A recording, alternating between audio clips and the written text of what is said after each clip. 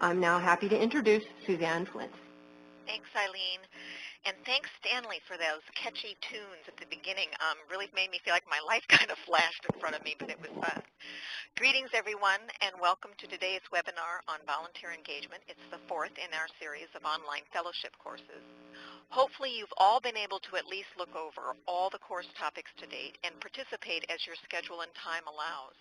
Clearly, the more you can participate, the more you'll get out of this opportunity, but we also know that your own circumstances, previous experience, and skill level may dictate fluctuating participation. However, do remember that attendance in all the online courses is a minimum requirement for completion of the fellowship. That's why logging on and reviewing the content will be important, even if you are unable to complete all the assignments. We are making plans to move all the course content to our Transforming Life After 50 website following the fellowship so that these resources will be available to you and your colleagues in the future. If you are at least familiar with the content, however, these resources will be easier to access. I want to thank Stephen Ristow for his excellent course on partnerships and collaborations. The course stimulated lots of interesting conversations about libraries' readiness to partner and the array of potential partners that libraries might consider. Stephen is also with us on today's webinar. He and I will be assisting Carla and her panelists by monitoring the chat and Q&A sections. And so we're actually going to ask you to be kind of specific about where you put your comments to help us and to differentiate your posts with comments that you want to share posted in chat and questions for which you want a response posted in Q&A. Although you can't see everyone else's questions, we can, and we'll make sure that all the questions get to Carla and her panelists for a response. Carla Lane has 25 years of experience working with nonprofit organizations as a manager, volunteer administrator, and technical assistance provider, developing and managing projects on a local, regional, statewide, and national level. Carla started her career as a VISTA volunteer and then worked for the United Way in Sacramento for over a decade. She also operated her own consulting practice, helping nonprofit and government organizations, including public libraries and their boards, with volunteer administration, board development, and community collaborations. Carla joined the California State Library in 2001 to work on the statewide library literacy program, which engages over 11,000 volunteers per year. In addition, she also designed and currently oversees Get Involved, Powered by Your Library, a statewide initiative to increase the capacity of California public libraries to engage volunteers. The project includes a statewide partnership with VolunteerMatch.org, which has become a national model. Carla is also the author of several published articles on volunteerism, as well as the book on the subject entitled Volunteer Involvement in California Libraries, Best Practices. She has herself volunteered for over 18 years as a Girl Scout leader, treasurer, and trainer. Carla? Hey, thanks, Suzanne. Hi, everybody. I guess it's snowing every place but here, but they're even talking about it snowing in Sacramento this week, so that would be pretty amazing. It would be very fun to see that. So glad that you're all here with me today and with my panelists, and that's what I want to tell you about. I'm so happy that I've invited a couple of folks who have been early adopters in our statewide volunteerism project. They've each had some terrific experiences and results, and I'm going to let you hear from them a little bit later, and they're going to join me in helping answer questions with you. Jennifer Baker is the director of the St. Helena Public Library, which is in the Napa Valley, and Joan Young is the volunteer coordinator for the San Jose Public Library in the Silicon Valley, and they've just been great collaborators, and thanks in advance to both of you for being with us here today. I think it'll be great to have your insights as well. Okay, I'd like to bridge a little bit from last week's reading where we looked at the 7 elements that must be part of any successful volunteer program. And if I haven't beaten the meaningful written position descriptions over your head hard enough, let me just mention it again, that that's the most important thing we do. And I've had some really good response to the assignment. I've seen some really great ideas and provided some feedback to folks, and we're getting some good results there. So thanks for playing. We also talked about the importance of targeted recruitment, meaning that you're going to go out and find the people you need like a heat-seeking missile instead of just waiting for them to walk into the circulation desk and ask if you need an event planner. We talked about screening, interviewing, orientation, and training, that there's a difference there and both need to be done. We talked about the important role of collaboration and support with staff. And then we spent a little time on recognition and acknowledgement. How do we make sure volunteers understand how much we appreciate what they're contributing for us? But what we haven't talked about yet is the seventh thing, and that's sustainability. How are we going to keep these volunteer programs going? And that's what one of the things I'm going to do today is finish up the conversation here by talking about sustainability. Oops, I'm not pushing the right button. There we go. So here's the objectives I have for our hour together today. First, we're going to identify some strategies that will help sustain volunteer engagement into the future. One thing we know about baby boomers is they may not stick around as long as our parents did as volunteers, and so we're going to look at how you can make that work for you and for them. Then I'm going to spend a little time talking about some trends and issues in volunteer engagement, things I often get asked about and things I think you should know about so that you can take advantage of them. And finally, I've tried to save a lot of time today so that we can actually respond to questions that you might have on this whole topic, on the volunteer engagement topic, not just on what we talk about today, and also so that you can hear a little bit from Jennifer and Joan, who have some great ideas to share. So let's get started and talk about the sustainability piece. In the old days when we talked about volunteer management as opposed to volunteer engagement, I was always asked the question, how do I retain volunteers? We talked about volunteer retention, and what that meant was, how do I keep these people hanging around here, coming in every week until they step into the grave? That's what people really wanted, was they wanted people that they could count on who would be here for life, or at least until they get their 20-year service pin. But here's what we know about baby boomers and the generations that follow, is that most of us probably won't stick around to get that 10 or 20-year pin. For the most part, we will come in and do the work and move on to the next challenge. So what we need to do as volunteer engagers is be strategic in how we design volunteer positions so that the work continues when the volunteer moves on. The way to think about it is that what we're trying to do now is not focus so much on retaining the volunteer, although certainly we want to make them happy so they'll stay, but we need to be aware that they're not all going to stick around. So our real goal is, how do we sustain the work they've begun? How do we ensure that our volunteer programs continue even if individual volunteers move on? And part of that will be in working with flexible options. And I'm going to give you some examples of the kinds of volunteer positions you might create that would work as sustainability strategies. The first one I learned actually from my mom, who was an active volunteer, and some years ago she served Meals on Wheels, which she loved. She loved that, taking something to somebody who needed help and getting to spend a few minutes talking and chatting with an older person or someone who was shut in for another reason. But at that time I was living in Hawaii, and she wanted to be able to, drop things and go from Michigan to Hawaii and visit me. So she wasn't interested in having a shift or one of those routes that would be every day, or once a week, every day, forever. So she jumped at the opportunity when she was offered the chance to be a substitute Meals on Wheels deliverer. And what that meant was that they might call her and say, so-and-so is going to be on vacation next week. Would you be willing to take Route 32?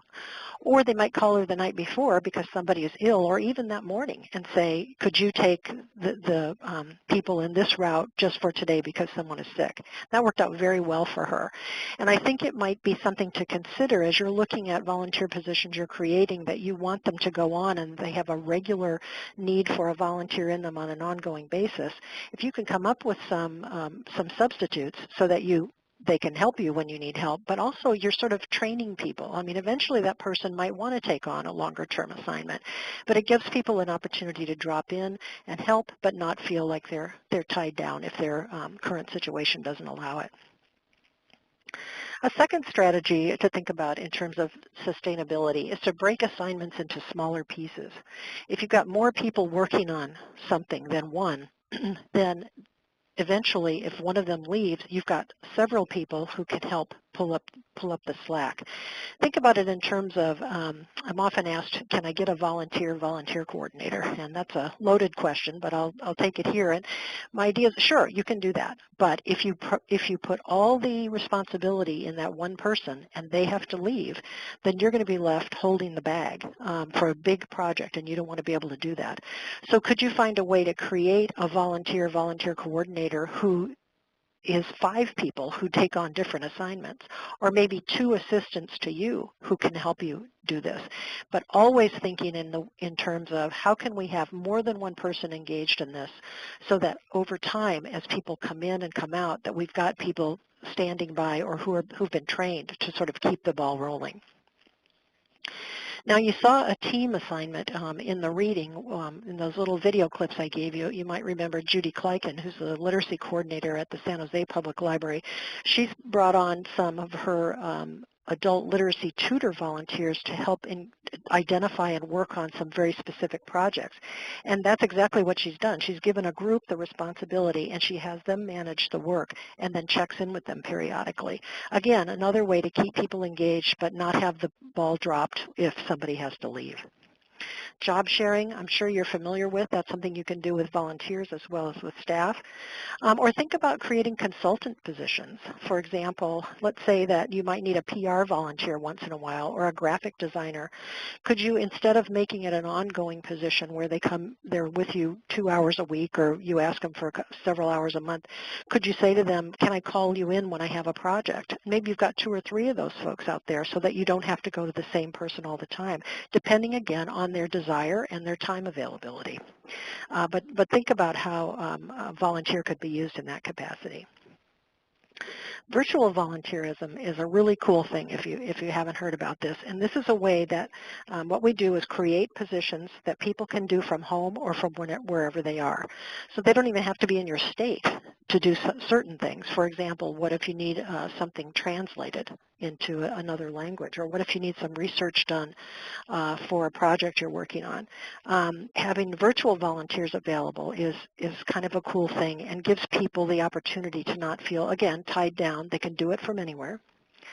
For example, I take some of my Girl Scout opportunities with me when I go on vacation, and I can get them done then too.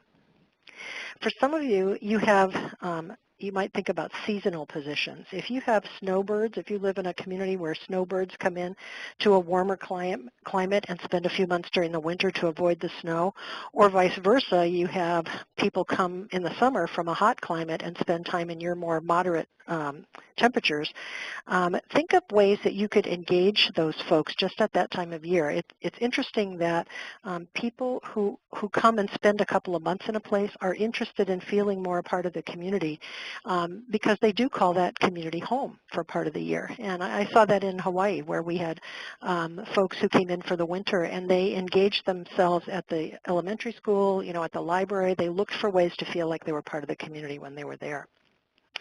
And the final strategy I'll share with you is one that I got from all my years of work at United Way, and the term is too deep leadership. We never had a key position that didn't have someone in training for it. If you've got a really important volunteer who's leading a committee or leading a fundraising event or managing an event that you're putting on, you don't want to have the situation happen where that person suddenly has to leave because of a work assignment or a sick child or an elderly parent or whatever happens in people's lives. You don't want to be stuck. So always having a vice chair position or an assistant to that person is really an important thing for them too, because they're not going to feel good about leaving you in the lurch, and you certainly don't want them to. So let's talk about the ultimate sustainability strategy, and that is we've got to engage a younger crowd. So I'm going to spend just a couple of minutes talking about the baby boomers' offspring, who are the Gen X and Gen Ys, or millennials. And I'm going to focus specifically on the millennials just because there's so darn many of them. And the good news is that making the changes we've been talking about in your volunteer program in order to attract the baby boomers will also ring true for the Gen X and the millennials. They think very much the same about volunteerism as we do. It's just that we're going to probably have to pump it up on steroids and on Facebook and Twitter and everything else. So let's just take a few minutes to look at the millennials so you can think about what you might be able to do to attract these guys. Here's what we know about them. I'm just going to hit on the highlights here, but number one, we know they are civic-minded. The research shows they may even be more interested in civic engagement than their parents are. And knowing that the baby boomers already are volunteering at a higher rate than their previous generations at our age, I think that speaks wonders for Gen Ys, that we're going to be able to get them engaged in volunteer activities. Their values include a lifelong learning interest, and they are interested in a work-life balance. So they're not going to be so much workaholics as their parents were. They're going to do their work, but they're going to want to also be engaged in things in the community. They are skilled at multitasking. They're wired for collaboration and working in groups because that's how they were trained in elementary school and high school.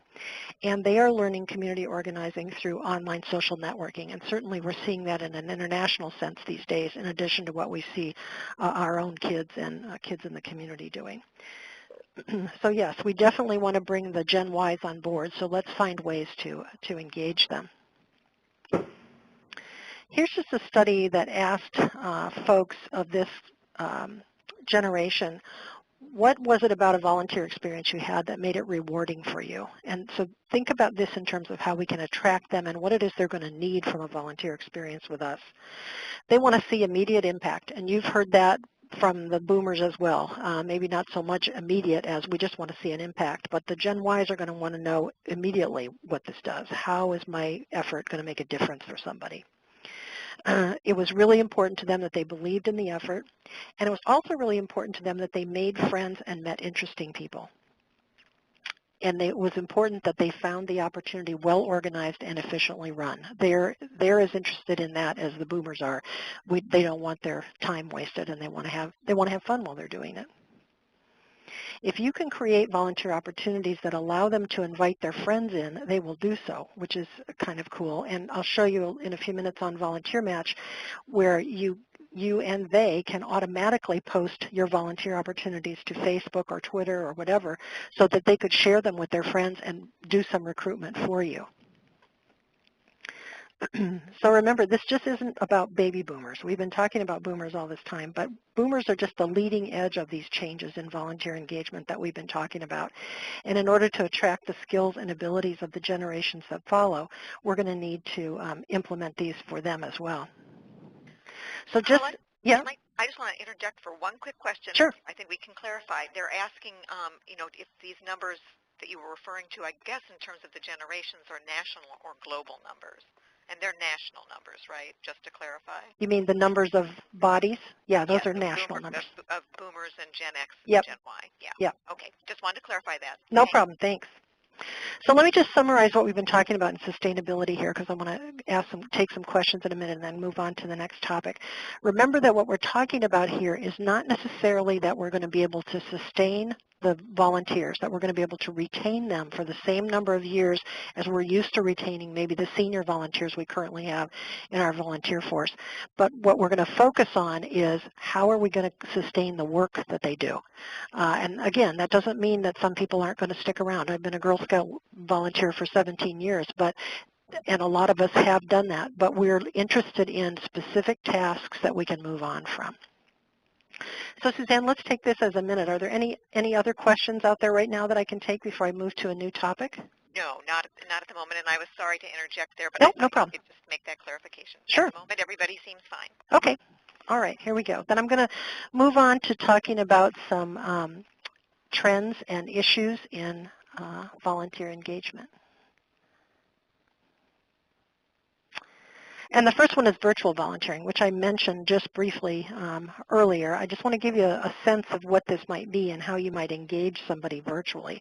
Again, this is where the volunteer actually completes the assignment online. So they could do things like provide technical assistance or support to your staff. They could do online research for a grant proposal or a newsletter.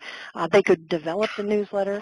They could provide professional consulting expertise over email or now over Skype or any other way to access people online. They could design a brochure or a logo from home. They could translate a document into another language. So there are a number of things that people could do in terms of providing technical assistance and support to you without ever having to necessarily come to your office.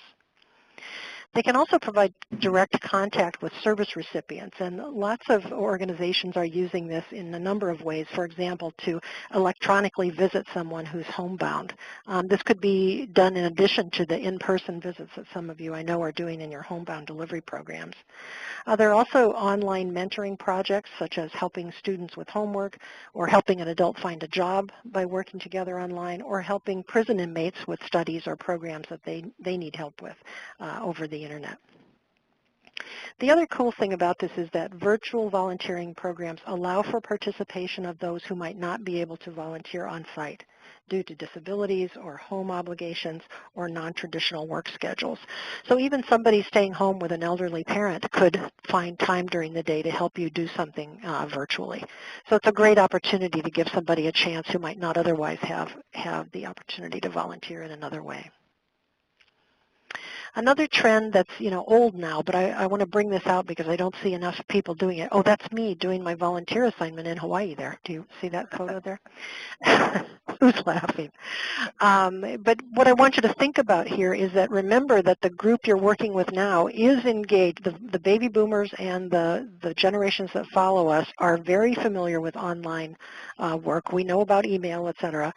So you need to be communicating with us in that way, making sure that we have easy access to materials online.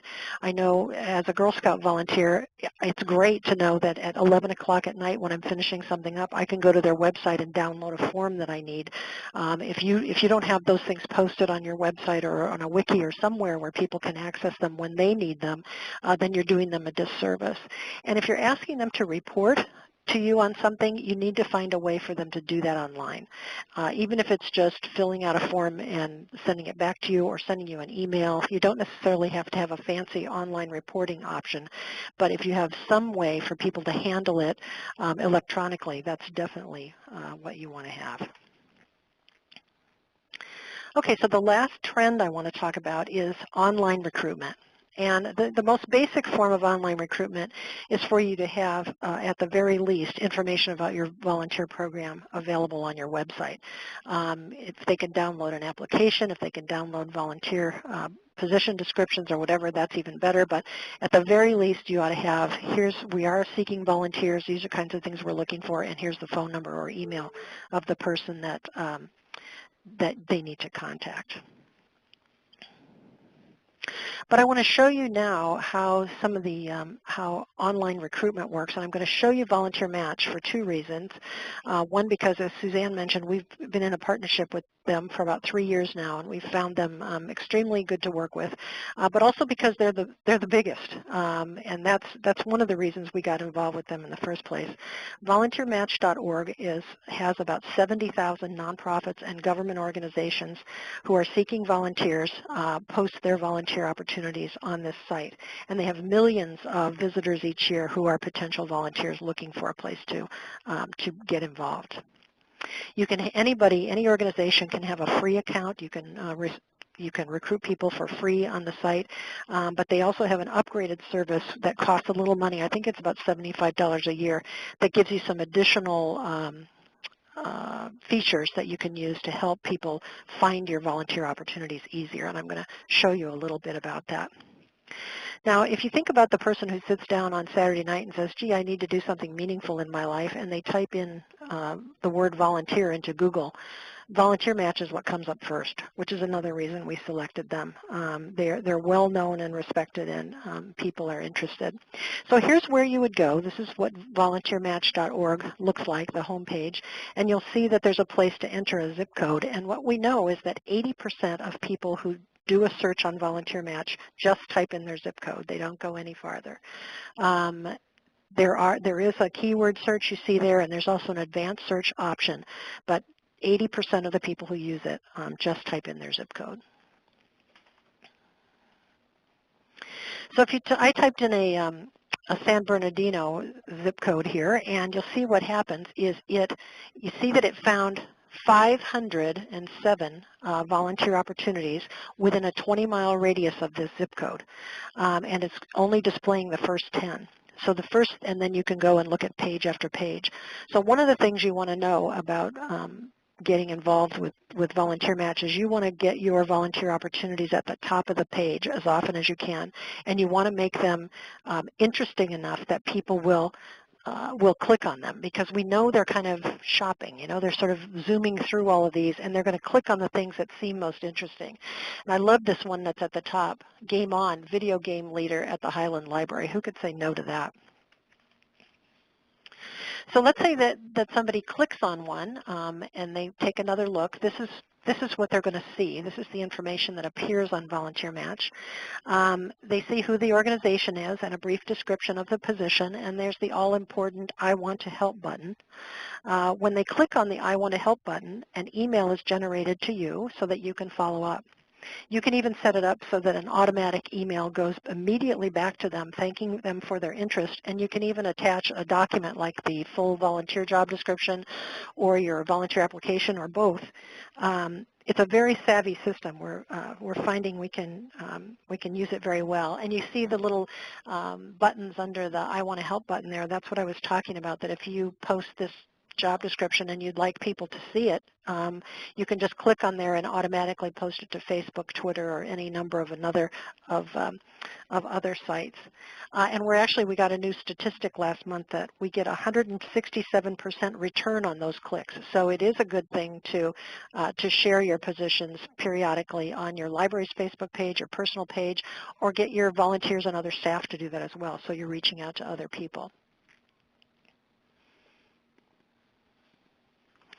I'm just going to give you a little brief introduction to what we've been doing in California, just to sort of give you an overview of it here. The statewide initiative is called Get Involved, powered by your library, and it was created as a follow-on project to the California Transforming Life After 50. There were two pieces to the project. One is that we had a series of training opportunities on how to create non-traditional skilled volunteer positions and how to retool volunteer programs to attract and keep baby boomer volunteers. And a number of those trainings have been archived in video on this website. So I want to share with you that you all can participate, have access to much of that training that we did if you'd like at any time. And the second part of our project was a partnership with Volunteer Match. We now have 80% of all the public libraries in the state have signed up to use Volunteer Match, and they're using the free tools, and I'm going to just show you briefly how it works.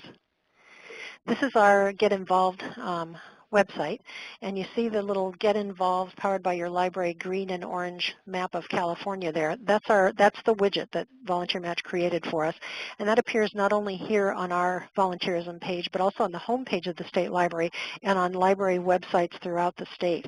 And what happens when you type a California zip code into that is you get this special hub page that they created, which aggregates volunteer opportunities, again, within 20 miles of the zip code, but it aggregates them in 3 columns: library volunteer opportunities, literacy opportunities, and then just general opportunities in the community. And this is what went to one of our goals, which was we really like you to get involved with the library, but if you don't find something at the library that suits your interests and skills, here are some other things that are available in our community, and we'd just like to see you get engaged. We're averaging about 1,200 unique visitors to this site every month, and in the 18 months the site's been up, we've had over 10,000 referrals, averaging about 500 a month. That's when somebody clicks on the I Want to Help button on one of our library volunteer opportunities. And the libraries have about 800 volunteer positions posted right now, and they're really great. So if you haven't had a chance to do the little scavenger hunt I put together on Volunteer Match, try it out and see. I think by using that, you'll be able to see what makes something jump out and what maybe is not so successful. Thanks to those of you who've already done that. I think you had some great insights. Here's one here. I picked this one out because it's a technology coach, and I know many of you have expressed interest in looking for ways to get people with technology skills on board, and this is also an inspirational story about a man who lost his job and came to the library to volunteer, and he set up a program that he now continues to present even though he's luckily found another job. So we've had some great skilled volunteer success stories in our California program. We've got people helping job seekers. We've got computer coaches, professional event planners, graphic designers, photographers, all kinds of things. And you will hear more about that from Jennifer and Joan. And I'll also tell you that on our Get Involved website, we're collecting volunteer position descriptions from California libraries who are using things. If you're looking for some ideas about how to engage volunteers at that level, feel free to take a look at those and borrow to your heart's content. The final issue I want to mention briefly, because I always get asked about this, is risk management and volunteer programs. And I want to basically just bring your attention to a couple of documents that I put in the supplementary materials for this week. There's one called Liability Insurance and Risk Management Issues for Volunteer Programs, and also a word about criminal history background checks.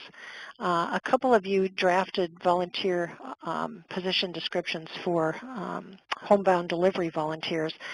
Such a great program. I love that. But I always suggest that you at least think about, is this some place where you might want to have a criminal history background check? If you're sending people by themselves out to homes of vulnerable individuals, that's a time when you might want to let that red flag at least raise itself and check it out with your HR management or your legal counsel in your city or county.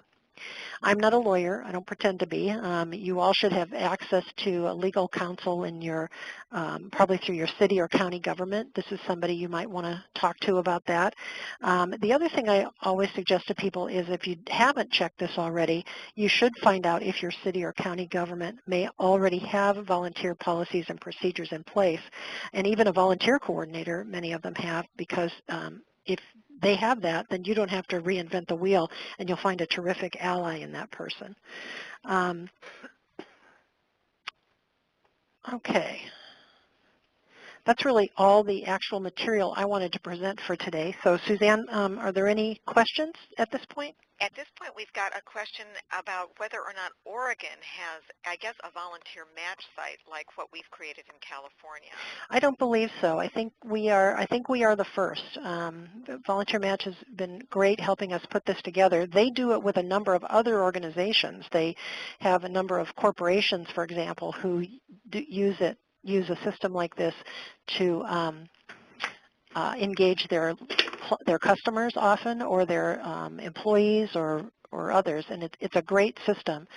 We found it to be wonderfully helpful. I think we're the first government entity that they've done, and I'm sure they'd be willing to talk to other states that are interested, and I'd be willing to talk to people about how it works, et cetera. So feel free to email me or give me a call. It's really been a great partnership. I have nothing bad to say about them. They've been wonderfully supportive.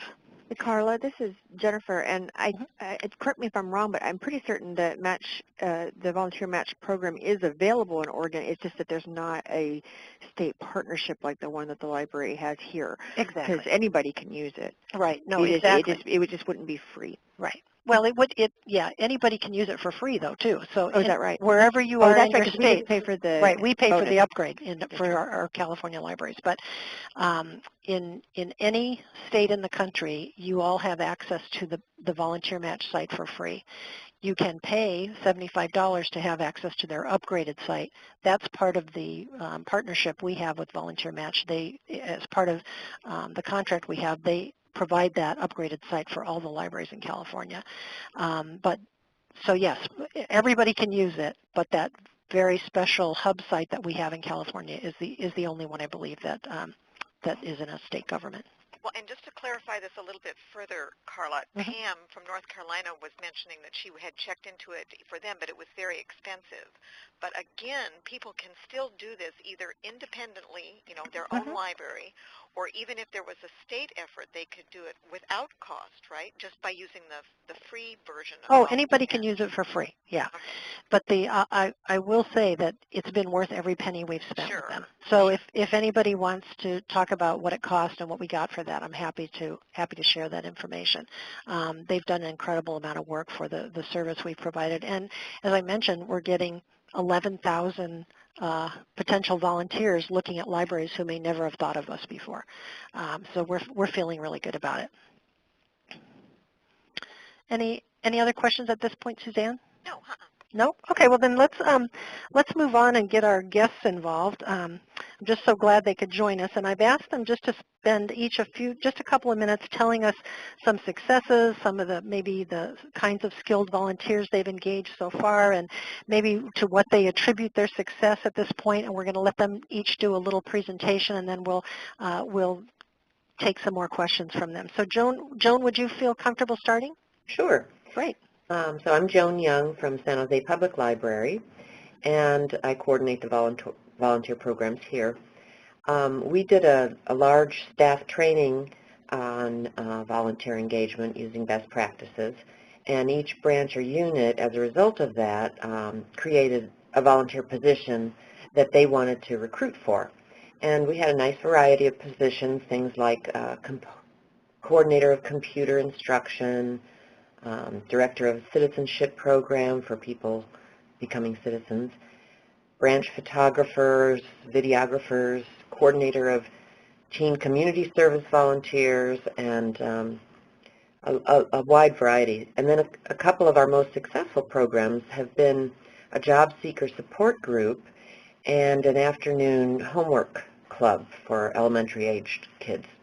And each has a leader who coordinates the program, but others serve on the leadership team. For example, the leader of the job support group eventually got a job, and another member took over the coordination of the group. And the Homework Center has been very successful and engages over a dozen volunteers and about 30 to 40 students, participants per week. It meets one day a week at one of the branches. And San Jose Public Library used to have a staff-led homework center that was funded by a grant. And when that money ran out and the centers were slated to close, a group of concerned parents from one particular branch got together and decided they wanted to create a volunteer-led program. And now that model has served other branches are creating similar programs and using that one as a model. And I think the main reason for the success of these two programs was that there were volunteers who were passionate about their cause and the need for the programs in their communities. And it's interesting to note that both of these programs were initiated by community volunteers who collaborated with staff to make it happen. We didn't actually have to go out and recruit a position, to lead it. It sort of came out of the need in the community. And word of mouth was a big part of that recruitment. For example, the people who supervise the homework club are mostly parents, and they communicated through the local parent group at the school and the email blasts and things like that. And then in the Homework Center, we did use Volunteer Match to recruit high school-aged homework coaches, but most of the leadership came from the parent community. Cool. And Joan, anything you want to say about what do you think are sort of the key success factors here and how well it's going in your town?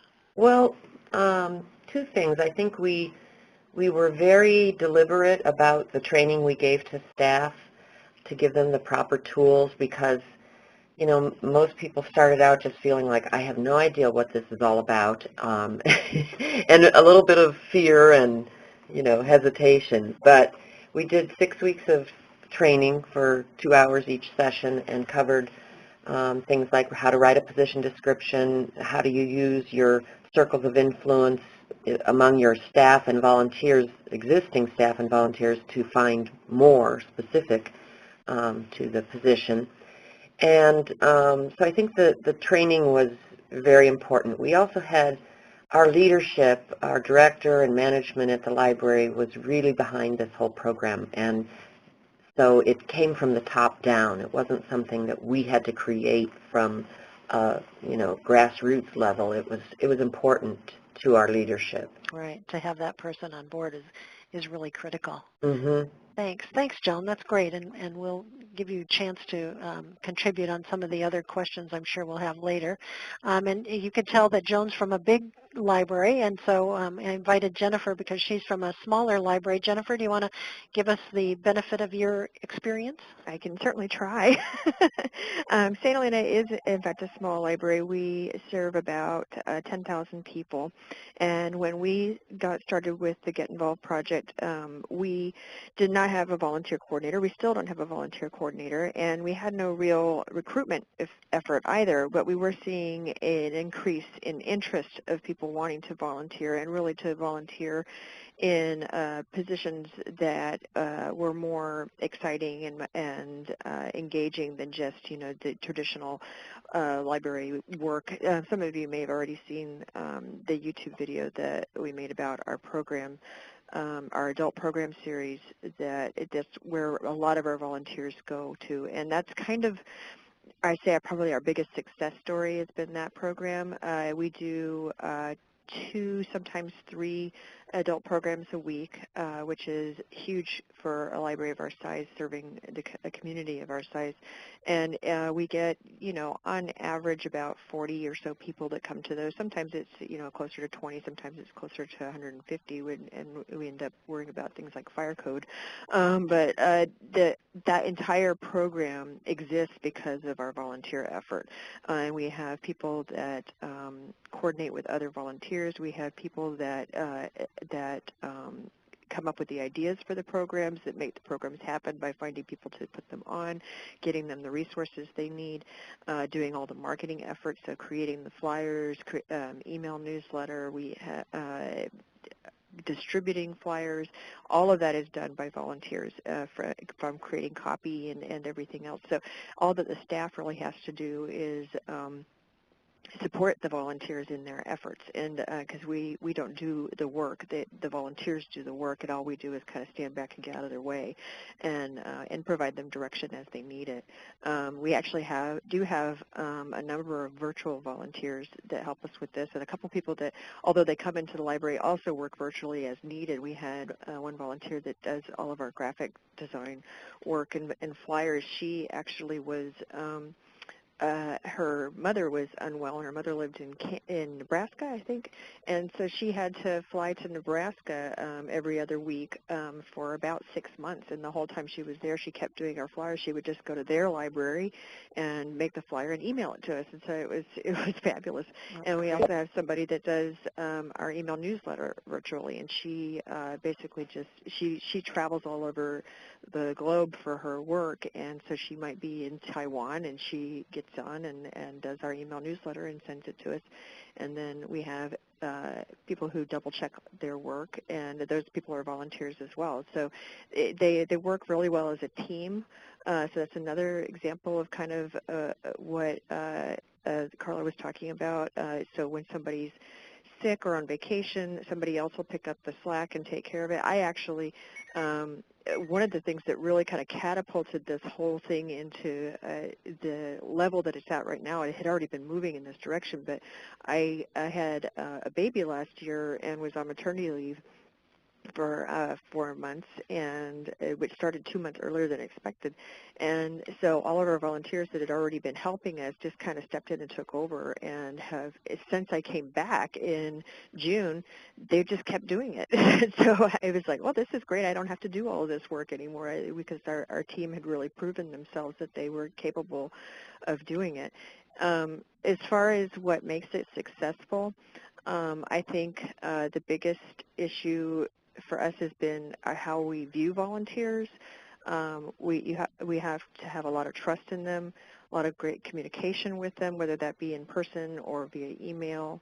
Our staff relationships with volunteers have changed quite a bit, and the way our staff views volunteers, because we don't ever want to hear the phrase, they're just a volunteer. The way we treat our volunteers is the same as we do as staff, and make certain that they get the support and the respect that they need, that they get that we provide growth opportunities for them, we provide training for them as needed, and just really keeping them happy and making certain that the work that they are doing, they are enjoying, and so that they continue to want to keep doing it, and that maybe that their position changes, and it is a process in that as the relationship grows with the individual, their position kind of changes as well, because we find that as we get to know them better, we find out what their likes and their dislikes are, and how what kind of management style they like, and it's just really been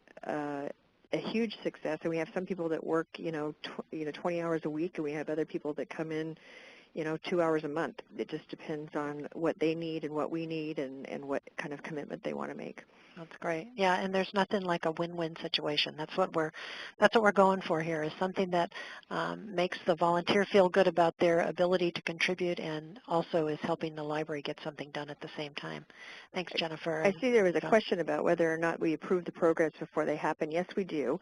That's pretty much for the most part, the bulk of our involvement. Basically what happens is we have a committee of people that meet, and those are all volunteers with the exception of myself.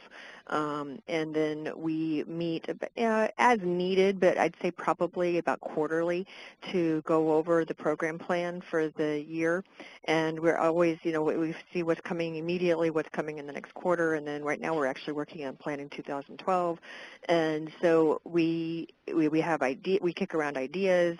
Anybody can come in with an idea, so it could be my idea that I then say, why don't we try this, and then they'll take over, and then anybody can pick it up too. So we'll say, somebody will say, oh, I really like that idea, I want to be in charge of that program, and then they will go off and they will find the individuals that we need and the resources that we need. They'll come back for approval, but it is a group process.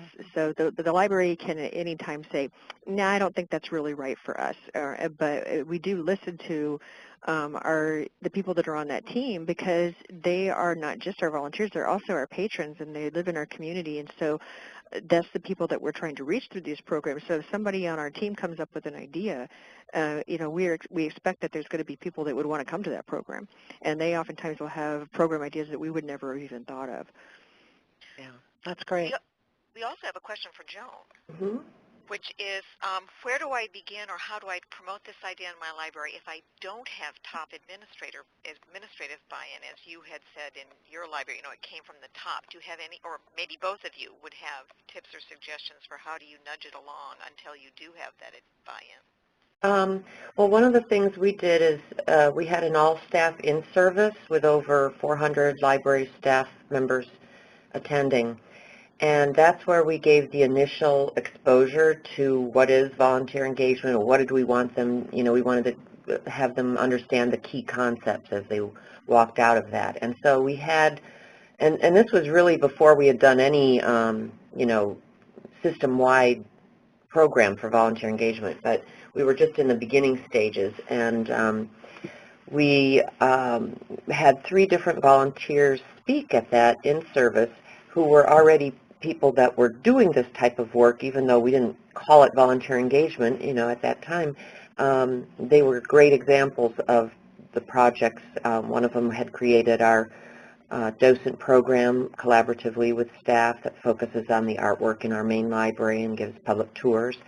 And another one did Chinese cultural events at one of the branches a couple times a year. And so they each explained their, what they did, and I think it was a great way for people in the audience to really understand what volunteer engagement was. And also we kept repeating that, it wasn't about taking away their job, it was about enhancing services. So I think that was kind of a good initial exposure. We were fortunate because our library director was already supportive, but I think that in-service gave some more people, a feeling of comfort with this program. And then we took it that summer after the in-service, which was in the spring, we did a couple of presentations at our managers forum. And that's a group that meets once a month for all of the branch and unit managers. And that covered things like, what would their role be in leading this initiative? So I think that helped to get some buy-in from the management level. And if I can speak to that a little bit, because we don't have 400 people. Gosh, I wish I did, but we only have 16 people on staff. And but we also had some of the same issues. And one of the things that I would point out is, even when you have your director saying, let's do this, me being the director saying, well, we're going to do this, you still have to get buy-in no matter what level you're at. So if you are at the bottom trying to get the people up at the top to buy in, or if you're at the top trying to get the people at the bottom to buy in, there's still got to be an effort there. One of the things that I have found to be the most useful is just attitude, and just like with everything, you lead by example. You find your champions, and then you have to prove it. And so one of the things that we've done with a number of programs, and not just the volunteer program, but is you call it a pilot, you call it an experiment or a trial. You say, we're going to do this for X amount of time, and it kind of gives you permission to flunk. And then you go back and say, well, this worked and that didn't work, and then you build on the success. And so by calling it, just an experiment or just a trial, you can go out there and you can get support from either your manager or from your director or for the people that work for you to just try something new, and it makes it a little safer. And there's somebody had a question about replacing staff. Colleen had a question about issues of volunteer replacing staff. And I think that's going to be different every library, but the only place that we've had that is an issue is if, actually we haven't had that as an issue. We have lots of volunteers coming in, and I guess what I would say is augmenting staff. We don't generally create positions for which we already have staff. The positions that we're creating are things to enhance the library and to extend our reach, extend our ability to do things and to sustain things, but we aren't turning our general job description classifications for regular staff into volunteer positions. Now, I know there's sometimes some people that are handling our budgets would like to see us do that, but that's a matter of politicking and making certain that those people understand the value of having paid staff. Unfortunately, this is such great information, you guys, and I really appreciate all the firsthand experience that you have to offer here. Unfortunately, we're coming up to our last 5 minutes, and we've got one question that I think is fairly weighty, so I want to figure out if there's a way we can get a brief response from maybe both of you, or Carla, too, can chime in. And then we can always continue the conversations on Moodle. But the other question related to this sort of replacing staff is, how have you involved your unions? Well, this is Joan, and I can speak to that a little bit. When we created our task force or planning team to implement volunteer engagement, we had a union representative on that planning team, and so that really helped with the exchange of ideas. And we also just kept the communication lines flowing both ways between the union president, who happened to be a library employee, and the volunteer program management. So as various staff members would express their concerns to the union president, she would bring them to our attention so that we would be sure and address them. And then as we formulated ideas, we would turn around and run them by her to see if she foresaw any problems. So communication was probably a big piece of that, and involvement by serving on committees and being a part of a team. Yeah, this is Carla. I might just add that there's a lot of information about this in the reading this week, and a couple of great video clips that you could share with folks who are concerned about this. But one of the things we found out early on in the system, in the project, was that people were under the they believed that in their union contract it said you couldn't engage volunteers. And so we did a little survey and found out that nobody that we talked to actually had that language in their union contract, and it was sort of one of those things that everybody believed was true, but it wasn't there. And that's when we started talking about, okay, let's get the union involved initially and be very clear that what we're trying to do here is not replace staff positions. We're looking at ways to enhance what we're able to do for our customers, and bring in skills that we wouldn't be able to hire, bring in people who can do things for us that our staff just doesn't either have the time or the expertise to do. So if you're looking for some more material on this, feel free to take a look at what we've got in Moodle, including the little video clips. And this is Jennifer again. I know it's 1 o'clock, so you guys are needing to wind up. But I just wanted to make a quick comment on something that Corey said in the chat. Was talking about how they were using volunteers for landscaping projects, which is awesome. However, I would definitely put in there as a caveat that if you have that as an idea, always check with your whatever your governing people are about what potential problems there could be with that, because we run into issues of insurance and whether or not the people were going to be covered if they fell down while they were doing something like that. So anytime you have somebody doing something that would normally be contract work, be sure you double check that it's okay. Yeah, and I would say, just to sort of summarize here, that we know there are potential barriers out there, but what I want you to think about is that there are amazing things you could do by bringing volunteers in and engaging them in new ways and bringing their skills to bear on the services you're providing to the community. So look for ways, not necessarily around the barriers, but look at how to embrace those barriers and take the next step. What else could we do in order to make this vision a reality? I just wanted to summarize by saying, too, remember that we're not just doing this to get the work done, although that's a wonderful thing to get the work done. What we're doing is building library supporters through this process, people who will go to bat for you when you need somebody to go to bat for you, and people who feel part of the library family, so they'll be willing to stand up and speak on your behalf, and they'll understand your issues in a way that other folks in the community don't. So always think about not just the work we can get done, but what's the greater good that we're doing by engaging these folks in the library. I want to thank all of you for participating in the online course and for being here with us today. Both Jennifer and Joan have allowed me to put their email addresses up there for you, bless their hearts, that they'd be willing to respond to other questions, and you know that I'm willing to do that too. So anything you need, let us know. We want you to be successful with this. Thanks, Carla, Jennifer, and Joan. This was a very stimulating presentation, and as I said, it was really valuable having you share your firsthand experience and insights.